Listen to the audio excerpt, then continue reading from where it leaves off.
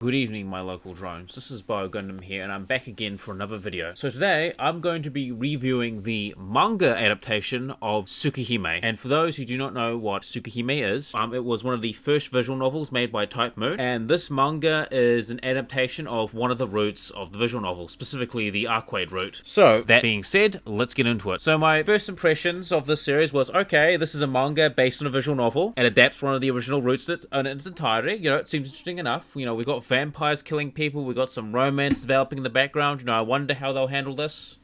Our tale begins with main character Shiki Tono, who's moved back into his family home after years of being taken care of by distant relatives, which he went to live with after a major incident that nearly killed him and gave him the ability to see lines of death. While getting used to being back with his sister and their twin maids, a mysterious case of vampire-like murders is spreading throughout the city like wildfire. One day, while returning from school, he comes across a mysterious foreign woman, and like any good Japanese citizen, he cuts her into multiple pieces in what can be described as a psychotic rage. After a few days pass, the same woman who he murdered visits him and reveals herself to be the vampire named Arkwade, who's come to the city in order to kill a powerful vampire known as Roa, who is behind the recent murder cases and other supernatural shit that's been going down in the city. It turns out, though, that she's been badly weakened by Shiki's attempted murder, so she decides to strong-arm him into helping her complete her mission, and so begins their partnership together. Tsukihime is probably one of the more interesting stories that has been done by Type Moon, which doesn't revolve around people dying when they're killed, or the archer class is full of archers. Jokes aside, though, the story is pretty much Shiki and Arkwade going around together and killing lesser vampires while looking for Roa, which does get boring and repetitive after a while. Like, how many times can you fight the same generic vampires before it gets stale? On the bright side, they do kind of flavor it with external and internal problems. For example, one external problem they face is when they go against Roa and this one vampire that's made out of wolves and shit. On the other hand, the internal problems they face are more about the main two characters and their dark sides coming out. One being that Shiki at times devolves to a bloodthirsty killer, and Arkwade,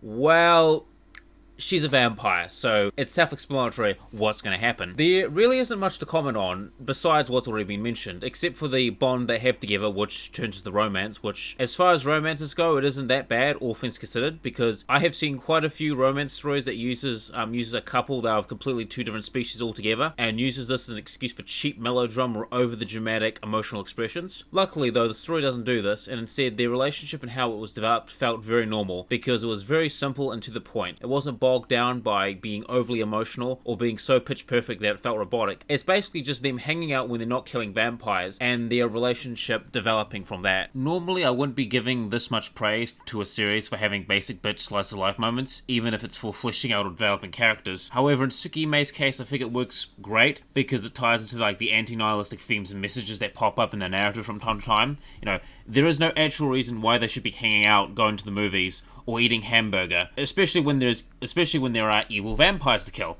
However, it's doing those quote-unquote pointless acts and finding enjoyment from it is what gives those moments meaning, even if it is fleeting to a being such as a vampire that can practically live forever. All in all, the story was pretty okay, and even shockingly grounded for a supernatural series. The last thing I can really comment on is probably the negatives. For starters, the story feels very dated and doesn't have enough punch to it. It has a very dated presentation, and I feel that when this story originally came out, it was pretty interesting and fresh in people's minds. However, stuff like Fates Die Night have kind of made it obsolete. Maybe if the series got a re-adaptation, then maybe it would be better, because some of the ideas the series came up with were interesting. One example of which is the way it explores the concept of vampires in this world. I also find interesting how the series plays upon the many legends surrounding vampires and explains them in a very straightforward manner, like why vampires need to drink blood and the like. The original source material for this was written in a basement by a group of people who were trying to start a porn game company, so I'll give the writing a bit of slack for that. Now, at the end of the day, Tsukihime isn't badly written, especially when you consider the fact it's a manga adaptation of a hentai game, so for that I give it a slightly better score. Yeah.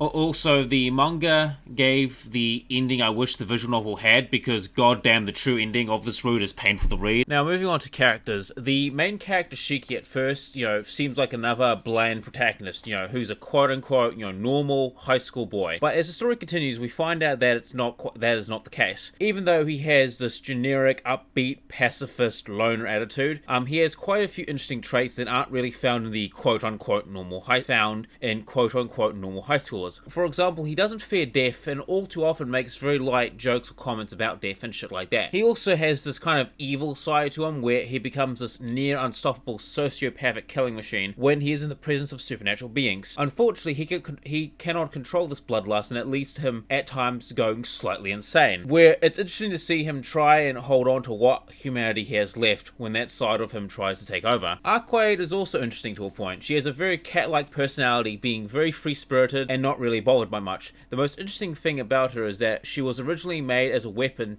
made to seek out and destroy anything her creators told her to, but because of her interactions with Shiki and the bond they formed together, she basically broke out that eternal cycle of wake up, hunt down and kill vampire, sleep, then rinse and repeat. Now because that cycle has been broken, she actually has time to enjoy the things in life that she never got a chance to enjoy, like going to the movies or just chilling in general, which is a concept which she really hasn't had the time to explore or learn more about. I also found the interactions between Shiki and Arkwade really interesting, especially when they talk about concepts like, for example, would you eat something that was equally intelligent as you, or when Shiki takes Arkwade to places she hasn't been before, where she learns to have an attachment to the world around her. The side characters are pretty basic for the most part. The thing that's pretty cool about the characters in general, though, is that we often get to know what they are feeling and thinking. Sadly, because the original source has so many roots that explore the characters in many different ways, we don't get to see the full potential of each of the characters, as this manga only covers one route, in which it's mostly Arkwade that gets focused on. What I will say about the other characters' roots is that the focus on them is interesting to a point, and there is definitely more than you would have first thought. An example of this is when we find out that Shiki's adopted family actually have a denomic bloodline and are actually half demons that drink blood and go into frenzy every now and then. The main bad guy, Roa, feels very flat and comes off as some kind of psycho yandere. The reason of why he is like this is also kind of stupid. Basically, what happened is that he fell in love with Arkwade and didn't understand the emotions he was feeling at the time. Eventually, he came to think those emotions were hatred, and because of that started the centuries-long personal war which caused many deaths and even turned a few unlucky souls to vampires. So because of his reasoning, he comes off as just really flat and not that interesting. Like, even if the idea itself of a person experiencing emotions and not understanding them is kind of interesting, they just didn't really do much with the idea and kind of left it vague and up to interpretation. The artwork is not the best they could have done, as it looks pretty choppy at times. Now, one positive thing I can say about the artwork is that it kind of fits into the kind of setting that's presented, and there are panels that are, not gonna lie, look pretty good. Like, there's some very good paneling in this. It also has somewhat okay fight scenes as well, really flow and basically boil down to how many body parts can our main characters remove in one strike. I like the character designs because I'm a big fan of most everything type Moon, especially Arkwade's design, because her choice of clothing, well, very old-fashioned in style, helps symbolize not just her whimsical nature, but also her disconnection with human society. Now, when it comes to enjoyment and overall, what I liked about this manga in particular is the romance that was quite well done. The vampire fighting scenes were pretty cool as well. I also liked how the main character is slowly losing his sanity as he uses his powers more and more. I think the concept of being able to see death is an interesting ability that people can have. So if you're a fan of Type Moon or want a human vampire romance that isn't like Vampire Night or Twilight, then you will like this manga. But if you're not into romance or stories or plots that have been used before, then I guess you won't like this. But I would highly recommend, but despite all that, I would highly recommend you read the visual novel. I played it myself, really fucking enjoyed it. And the visual novel, the visual novel will actually go more in depth than the actual manga adaptation of this would. So, there's that. And special, and that's the end of my review. We're gonna end it off now. And special thanks to my script editor Lone Crit for his continued support in this franchise. This is Bio Gundam, signing out.